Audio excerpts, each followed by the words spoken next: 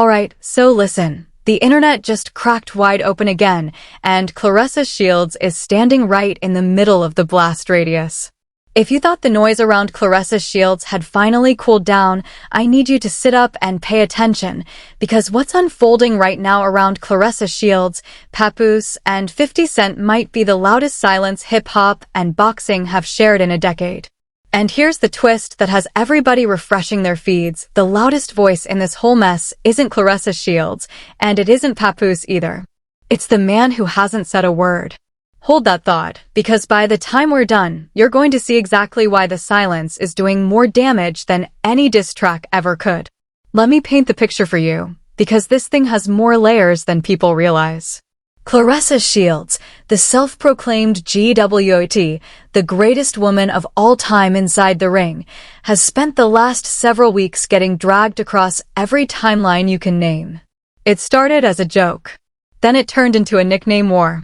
Somewhere in the middle of it, Cris Cyborg jumped in and called the whole thing duck hunting season, and once a name like Cris Cyborg is in the mix, you already know the temperature just tripled.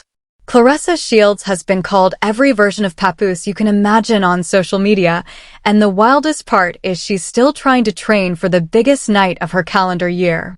That fight, by the way, is August 15th at State Farm Arena in Atlanta, and we'll circle back to that in a minute because that piece of the story matters a lot more than people think. But before we go anywhere near the fight, we have to talk about the man who lit the fuse again. Just a couple of hours before I sat down to record this, I dropped another breakdown covering 50 Cent, because 50 Cent decided to do what 50 Cent does best. He grabbed a photograph of Claressa Shields sitting in a stylist's chair, threw it up on his page with one of those trademark captions that says everything and nothing at the same time, and let the internet do the rest. Within minutes, the comment sections turned into a comedy club.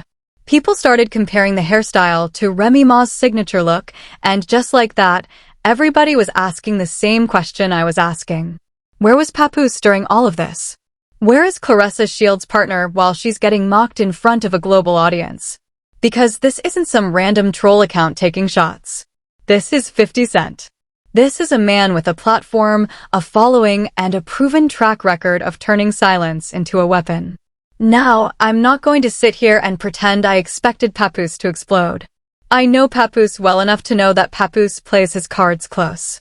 But I also know Papoose has a documented history, and I mean documented, of getting online fast when he feels somebody has crossed a line with the women in his orbit. So when I opened his Instagram, I fully expected to see something. A cryptic quote. A slick caption. A photo of him and Claressa Shields shutting the noise down. Something.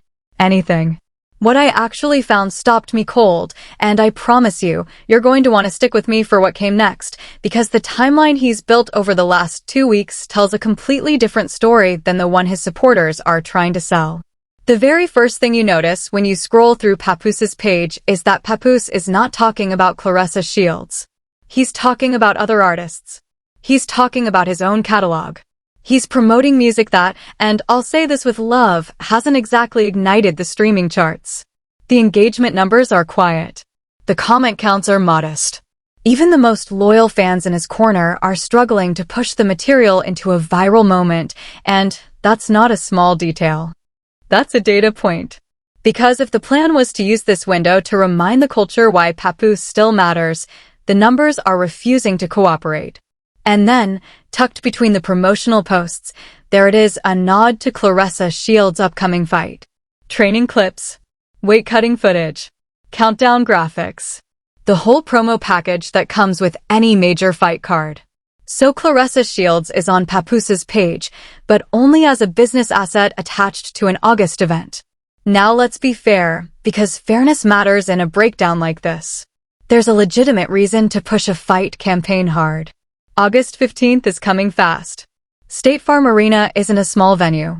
DAZN is streaming this thing globally, and if the numbers cooperate, everybody sitting at that table walks away with a bigger bag. So yes, the promotional cycle makes sense. But here's where the eyebrows start rising, because the way Papoose and the team around Claressa Shields have been pitching this fight is theatrical, and Claressa Shields is heavily favored. Most legitimate boxing analysts have Claressa Shields winning this thing on volume, footwork, and championship-level pressure. Kay Scott is a fine competitor with a respectable record, but she's not the boogeyman she's being marketed as. Which means the underdog narrative wrapping doesn't quite fit the actual matchup, and any longtime fight fan can smell that from a mile away. Sure, upsets happen. Boxing has produced more heartbreak stories than any other sport, and Kay Scott could absolutely walk into that arena and shock the room. I'm not dismissing her. In fact, most casual viewers have never even heard of Kay Scott, which gives the fight a mystery flavor that could actually help pay-per-view numbers if it's marketed right. But that's not the real conversation. That's not what people are texting each other about at midnight. What they're actually talking about is why Claressa Shields keeps ending up as the punching bag of the internet, while Papoose stays notably quiet and only pipes up when the moment is convenient for him. That right there is the pattern. That's the whole story, boiled down to one sentence. And once a pattern like that gets noticed by the audience, it doesn't matter how many training clips get posted, the audience is watching the man who isn't talking, not the woman who is working. Because rewind the clock for a second. Papoose is not a man who has ever been shy online. When Remy Ma was catching heat from public figures years ago, Papoose was on the timeline within minutes, jaw clenched, keyboard hot, ready to defend. There were public exchanges. There were subliminal shots fired. There were entire news cycles born from a single Papoose comment. Nobody had to beg Papoose to step up. Nobody had to tag him twice.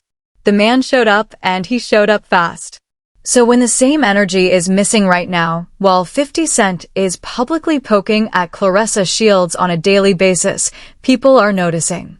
And they're talking. And they're asking out loud what the difference is. Critics have their theory, and however you slice this thing, the theory is loud. They argue that when Claressa Shields becomes the target, the urgency drops. The response time slows down. The public defense arrives late, if it arrives at all. They point to lingering questions about relationship status. They point to old social media posts that never got the full explanation people wanted. They point to the fact that certain narratives were left unaddressed long enough for the internet to write its own version of the truth. Whether all of that is fair is a separate debate. But every hour that passes without a real response from Papoose adds another brick to the wall of speculation, and that wall is getting tall. And I want to be clear, I'm not shocked Papoose stayed quiet. Not really. Because if we're being honest, we haven't seen a proper Papoose response record in a long time. There's no fresh diss track making the rounds. There's no viral clapback video sitting in everybody's Twitter feed. There's no strategic Instagram live where Papoose calmly walks through his side of the story. That's a sharp turn from the Papoose we all remember. That's a different posture entirely. Some fans were expecting one of those signature Papoose response tracks, the type that dominates hip-hop radio for a weekend and then quietly disappears from the algorithm. But even that hasn't happened. And in the absence of any move, the silence has become the message. Now let's zoom out, because the silence itself has turned into its own storyline. What really stands out, and this is the part that keeps circling back into every group chat I've been in, is how differently people are reading Claressa Shields' position in this. Critics see the missing public defense as a signal, and not a good one. They read it as evidence that Claressa Shields is not being treated like the priority she's been publicly labeled as. Claressa Shields, meanwhile, has been fighting back against the online narrative in her own way. She's called out what she believes are coordinated attacks. She's pushed back on smear campaigns. She's made it clear that she believes the online storm is manufactured by people who want to see her stumble. But those pushbacks, powerful as they are, don't answer the question everybody keeps asking. Where is Papoose? And then there's 50 Cent. Oh, 50 Cent. If there's one man in hip-hop who has turned trolling into a full-time art form, it's Curtis Jackson himself. Every post 50 Cent drops carries that razor edge, half joke, half surgical strike, and every time he mentions Claressa Shields, another news cycle gets born. His comments blur the line between comedy and combat, and that's exactly the space where he wants to live. Because when nobody can tell if he's laughing or fighting, everybody has to keep watching. And they do. Every single time. Now, before you type it in the comments, yes, I know some of you are already saying that men shouldn't pile on when a woman is being publicly criticized. And that's a fair position to hold. But there's another side of the discussion that gets raised in these moments, and it deserves to be acknowledged. Claressa Shields is not a stranger to combative online energy. Claressa Shields has spent years going at opponents publicly. She has questioned other fighters in ways that were direct, sometimes cutting, and always camera-ready. So when the internet flips the same energy back at her, some viewers argue that this is not bullying. This is the ecosystem she helped build, responding to her in the same tone she introduced it in. That perspective might be uncomfortable, but it's part of the conversation. And ignoring it is what got us stuck in circular arguments for weeks. You cannot spend a decade throwing verbal jabs and then act shocked when the room finally throws them back. That's not how public perception works. That's not how the culture keeps score. However you slice this thing, one truth is undeniable. The controversy did not fall out of the sky. The controversy has roots. The controversy has receipts. Leaked messages from earlier chapters of this story still live rent-free on gossip pages. Public disputes from months ago still get quoted every time a new post drops. Those older incidents planted a suspicion that some of the drama was being orchestrated, that friends, allies, and behind-the-scenes players were feeding the fire from both sides. Whether that's accurate or not, it stuck. And once a perception like that sticks, every new controversy gets connected to it automatically. That's how the internet works now. Nothing gets forgotten. Everything gets stacked. The digital record is permanent, unforgiving, and endlessly re-editable, which means every fresh controversy borrows credibility from every old one, whether that borrowing is fair or not. We saw the same domino effect during the last round of 50 Cent versus Everybody. Fans lined up. Teams got picked. Comment sections turned into battlegrounds. And every single time somebody thought the story had ended, a new chapter dropped and the whole thing restarted. That's the exact loop we're stuck inside right now, and it's a loop that Papoose could break with one honest statement, if he wanted to. The fact that he hasn't is a decision. Silence is always a decision. Not saying anything is still saying something. Not showing up is still a form of showing up, just on the wrong side of the story. And speaking of decisions, let's talk about what happened after Claressa Shields' previous fight, because this piece of the story shows the pattern more clearly than anything else. After the last fight wrapped, Papoose finally released a song. And when people asked why he waited, Papoose gave what sounded like the perfect answer. He said he didn't want to steal the spotlight from Claressa Shields' big moment. He said he wanted her night to be her night. On paper, that's beautiful. That's the kind of thing a devoted partner would say. But plenty of people didn't buy it, and I'll tell you why. Critics argue that Papoose has a habit of staying quiet until the silence becomes a story, and only then does he show up with something that looks supportive on the outside, but functions as career leverage on the inside. Excuse me, say that again. Because that accusation keeps coming up every single time Papoose's name starts trending, and if the pattern wasn't real, the accusation would have died a long time ago. Accusations don't survive without evidence. This one keeps surviving. That's the part critics point at. The bigger criticism goes deeper than that.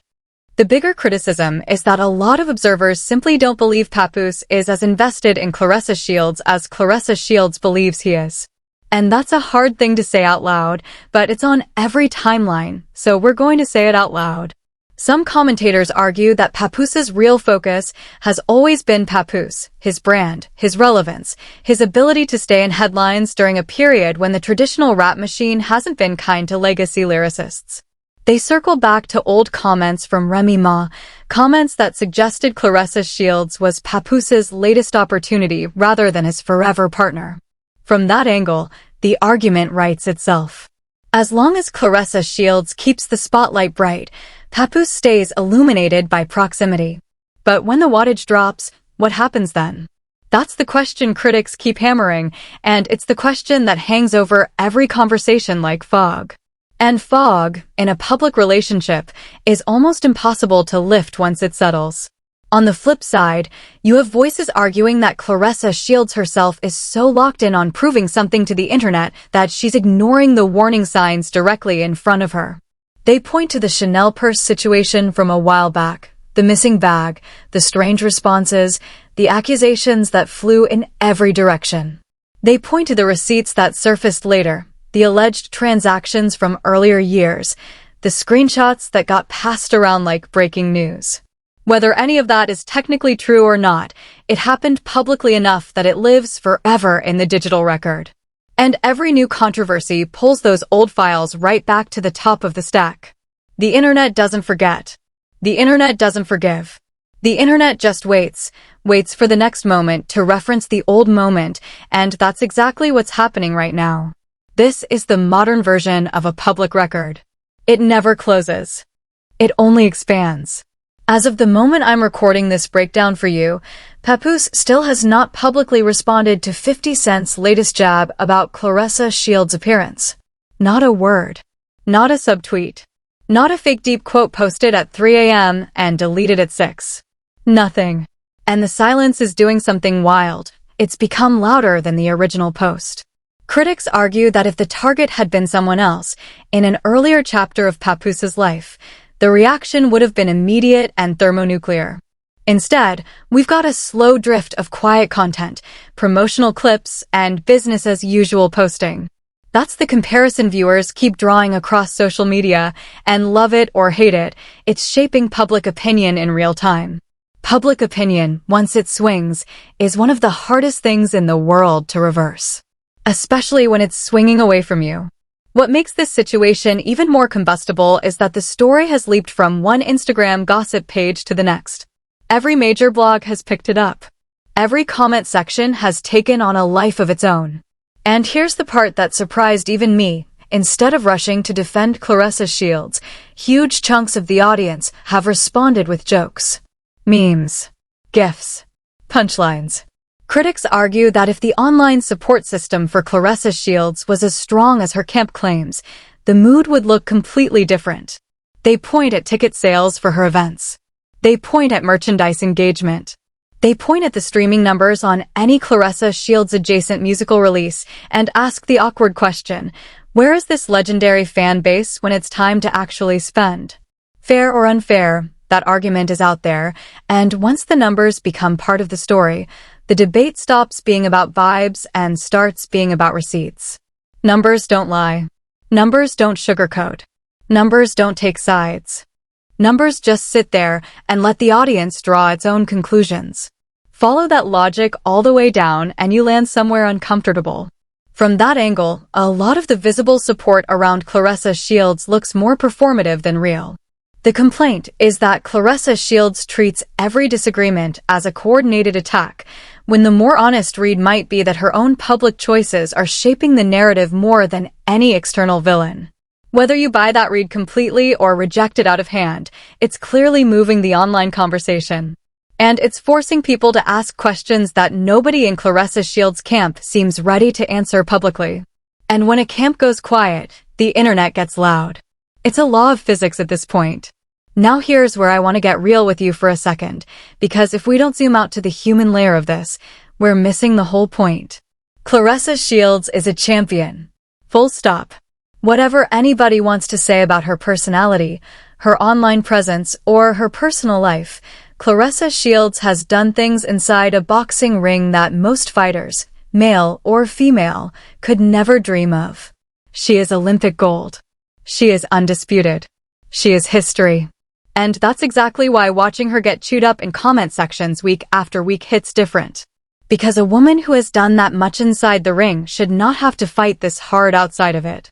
And a partner who claims to ride for her should not go this quiet while the whole internet takes swings. Legacy is fragile. Legacy is easy to build inside a ring and hard to protect outside of one. And right now, Claressa Shields' legacy is being tested in the arena she was never trained to fight in. That's where Papoose Silence becomes something more than a rap industry story. That's where it becomes a mirror. Because every woman watching this, and I mean every single one, has been in a version of this exact moment. The moment where you look around and realize the person who is supposed to be in your corner is somewhere else. Maybe not physically. Maybe just emotionally. Maybe just publicly. But the effect is the same. You feel it in your chest before your brain catches up. And you don't need anybody to explain it to you, because you already know. That's the universal frequency this story is broadcasting on, and that's why it keeps trending even when there's no new information. Because the emotion itself is the news. That's why this conversation refuses to die. That's why every new 50-cent post detonates like it's fresh. That's why every quiet day on Papoose's page adds another chapter to a story that Papoose is trying not to write. The audience isn't just watching a celebrity drama. The audience is watching a familiar pattern wearing famous faces. And familiar patterns are the ones that go viral hardest because they don't just entertain, they resonate. The stories that go viral aren't the ones nobody can relate to. They're the ones everybody can. And this one? Everybody can. Let's stretch this out a bit further, because I don't want anyone leaving this breakdown with a half picture. There's a reason Cris Cyborg's duck hunting season comment landed so hard. Cris Cyborg is not somebody who talks recklessly. Cris Cyborg is a legend in her own right, and when a legend calls something duck hunting season, she's telling you the ecosystem itself has changed. She's saying the target is now open. She's saying the smart money is on more shots coming, not fewer. And she's saying it in a way that everybody in the combat sports world understands instantly, because Cris Cyborg speaks the language of fighters, not fans. When a fighter tells you the water is shark-infested, you don't argue. You get out of the water. That kind of endorsement from a peer is more damaging than 100 anonymous tweets. Because Cris Cyborg is not a hater. Cris Cyborg is not a gossip account. Cris Cyborg is the type of voice that people in the sport respect, and when Cris Cyborg gives the internet permission to laugh, the internet laughs louder. That single phrase turned Claressa Shields' online storm from a hip-hop feud into a combat sports crossover event. And Claressa Shields' team should be paying very close attention to that shift, because once the boxing community starts joking about you the way the rap community jokes about you, the temperature is officially critical. Two worlds fusing against a single target is not a public relations problem. That is a public relations five-alarm fire. And this is where the August 15th fight becomes the most important variable in the entire equation. If Claressa Shields wins big knockout, dominant scorecard, statement performance, most of this online noise gets buried under a mountain of highlight reels. Boxing forgives a lot when the hands do the talking. But if the fight goes long, if Claressa Shields looks uncomfortable, if K. Scott makes it competitive in any real way, the memes are ready. The jokes are preloaded. The captions are already sitting in draft folders across 3 continents, waiting for someone to hit publish. That's the pressure Claressa Shields is walking into. And that's the pressure Papoose could be helping to relieve if he chose to speak. But he isn't choosing to speak, and the clock is ticking louder than it should be. The countdown to August 15th is not just a fight countdown. It's a credibility countdown for everyone involved. Let me be even more direct, because we don't do soft-serve breakdowns on this side of the internet. The current Papoose silence is functioning like a public referendum. Every hour Papoose stays offline about this is another hour that the audience gets to decide what his silence means. And unfortunately for Papoose, the audience is not filling that silence with generous interpretations. They're filling it with the ugliest possible read, because that's what audiences do when they feel disrespected by omission. If Papoose truly believes in Claressa Shields the way his supporters claim he does, then Papoose has to understand that the absence of a defense is being read as a confession. Not by everybody, but by enough people to matter. And in the algorithm era, enough people is all it takes. The algorithm doesn't need unanimity. The algorithm just needs momentum. And momentum right now is not on Papoose's side. Then there's the question nobody in the mainstream media wants to ask out loud: what happens after August 15th? Because let's be honest, the whole promotional machine currently orbiting Claressa Shields has a shelf life. Fight cards end. Cameras move on. The next headline shows up whether you're ready or not. And if the private cracks in this relationship are as wide as the internet suspects, that post-fight window is going to be brutal. Because once the promotional glue dissolves, the only thing holding the story together is the story itself, and stories with this many unanswered questions rarely survive their own quiet moments. When there's no fight to promote, there's no reason for two people to be in the same frame. And once the frames get emptier, everyone will see exactly who was standing there because of love and who was standing there because of leverage. I want to bring you back to something 50 Cent said in one of his older posts, because it feels like the kind of line that's going to age uncomfortably well. 50 Cent hinted that certain relationships in the industry are held together by paperwork and publicity, not by love. He didn't name names when he said it.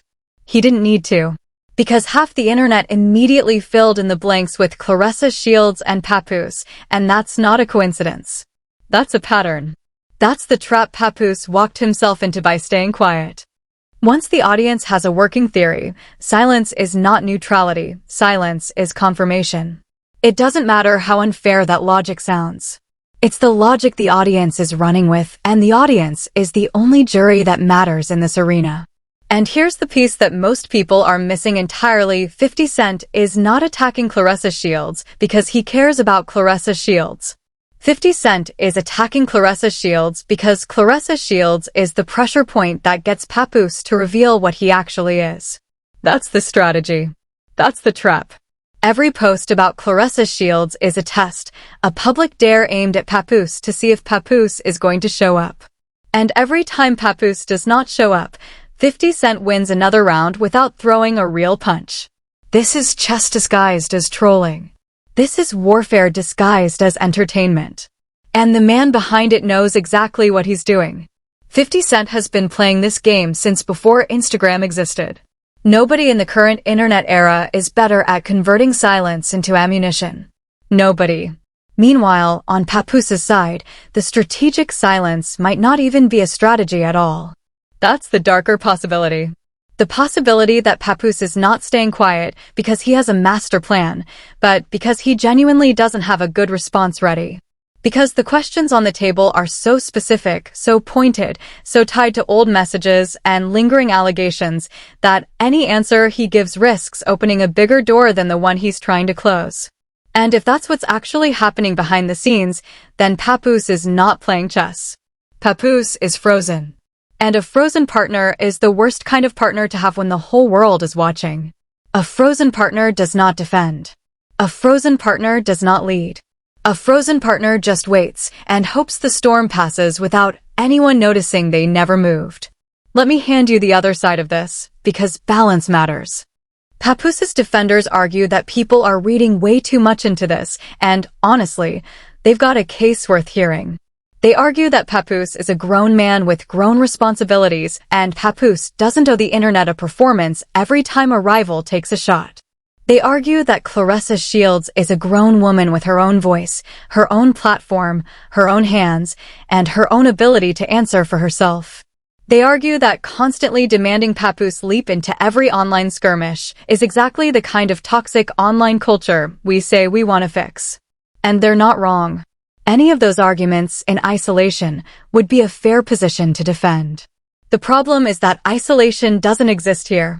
Every one of those defenses runs into the wall of Papoose's own history, because the same Papoose who is being asked to stay above the noise today is the exact Papoose who happily dove into the noise 10 years ago for a different woman.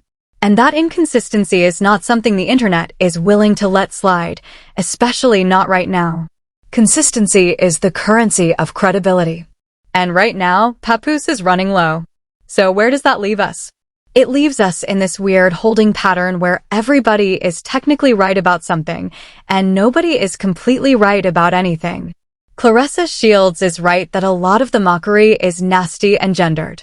Papoose is right that the internet doesn't own his voice. 50 Cent is right that comedy sells better than seriousness. And the critics are right that the whole situation looks strange when you line up the timelines side by side. Every angle has a point. Every angle has a receipt. And that's exactly the kind of situation that keeps the algorithm feeding the story into everybody's feed, day after day, hour after hour, click after click. Because when nobody is entirely right and nobody is entirely wrong, everybody has an incentive to keep watching. Ambiguity is the fuel of virality. This story has ambiguity in every corner. That is why it will not die. Now let me tell you where I think this is heading, because you didn't come here for me to just recap posts, you came here for a read on what's next.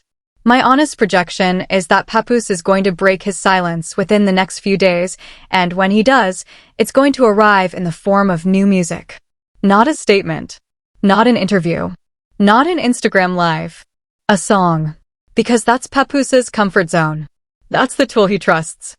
And that's the move that would let him address everything without technically addressing anything. If that record lands, if it goes viral, if it forces the culture to pay attention, Papoose regains momentum, and this whole cycle resets in his favor. But if that record lands the same way his recent releases have landed, quietly, softly, without the algorithmic push, then Papoose is going to find himself in an even worse position than he's in right now. Because a failed response is louder than no response at all. A failed response is a receipt for the accusation. And receipts in the digital age are forever. And Claressa Shields, whether she wants to hear it or not, is walking into a fight camp with a storm cloud over her head. Every legitimate coach in boxing will tell you the same thing. The mental game inside camp is at least half the fight. If Claressa Shields is scrolling comment sections at midnight while trying to make weight, that's a problem. If Claressa Shields is reading 50-cent captions during a taper week, that's a problem. If Claressa Shields is being asked about Papoose in every press interview before the biggest night of her year, that is absolutely a problem. And the responsibility for shielding a fighter from that noise, in the modern era, belongs to the team around them. Right now, Claressa Shields' team is not doing that job, and Papoose, publicly, is the visible face of that team. So whether he likes it or not, the buck ends up at his door. Fight camp is sacred. Fight camp is the one window in a fighter's year that has to be protected at all costs. And right now, Claressa Shields' camp is leaking oxygen from every seam. Which brings us full circle to the question that started this whole breakdown. Where is Papoose in all of this? And more importantly, where is he going to be in 3 weeks, in 3 months, in 3 years, when the promotional cycle around Claressa Shields inevitably changes shape? Because the answer to that second question is the one that will define this entire chapter of both their lives. If Papoose is still there, still visible, still building publicly with Claressa Shields when the spotlight cools, the critics will owe her an apology. If Papoose isn't, the critics will get their receipts. There is no third option. There is no middle ground. There is only the timeline, and the timeline is patient. The timeline always wins. The timeline always tells the truth in the end. For now, though, the loudest sound in this entire story remains Papoose's silence. That silence has become its own broadcast. That silence is being interpreted, translated, and weaponized by every commentator with a microphone and every gossip page with a scroll button.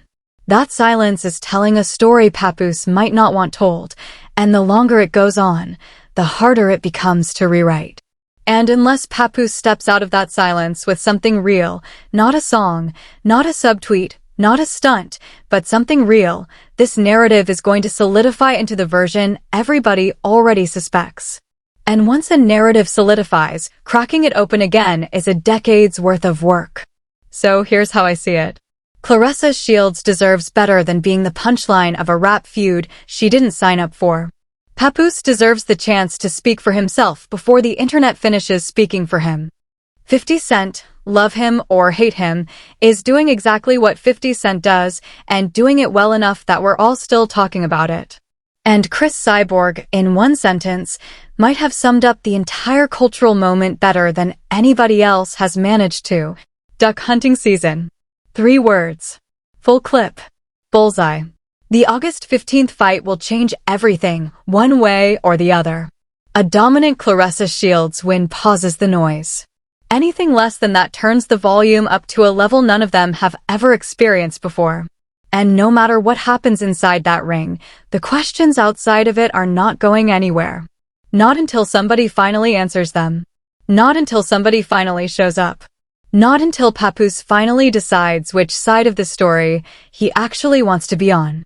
Because the audience has already picked its side. The audience picked its side the moment Papoose failed to pick his. Drop your take in the comments, because I already know some of you are going to disagree with half of what I said today, and I want to hear it. Who do you think is playing the smartest game right now? Claressa Shields, Papoose, or 50 Cent? Do you think Papoose still steps up before fight night, or do you think the silence holds all the way through? And what happens the day after August 15th, win or lose, when the cameras finally turn off and it's just two people in a room? Tell me what you see.